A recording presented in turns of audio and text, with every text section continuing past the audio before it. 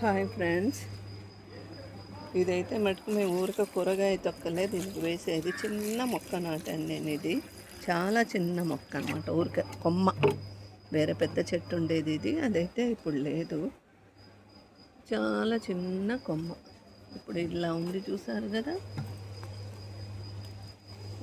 ఈ వేళ్ళ దగ్గర. కనిపిస్తుంది కదా.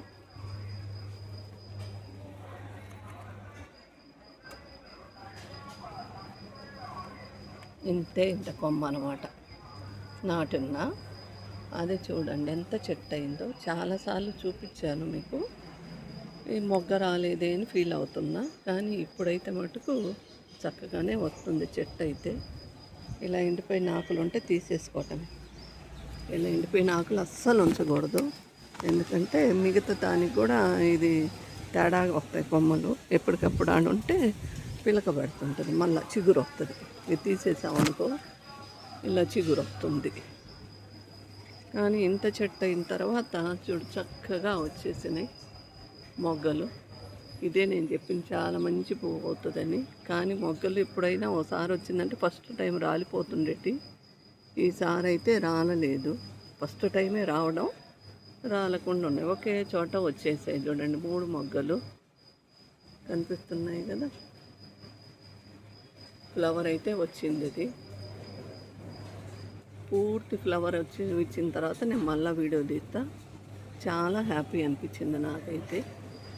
ఎందుకంటే మనము అంటు పెట్టడం వేరు, ఊరికి కొమ్మ కట్ చేసేసి నాటడం వేరు. ఇలా ఉంటుంది కదా. చాలాసార్లు చూపించాను, కొత్త వాళ్ళకి తెలియదు కదా. మళ్ళీ ఎవరైనా కొత్తగా నా ఛానల్ చూస్తున్న వాళ్ళకు, మళ్ళీ మొక్కలు పెంచుకుందాం గార్డెన్ అనుకునే వాళ్ళకు ఇది మంచి ఉపయోగపడుతుంది.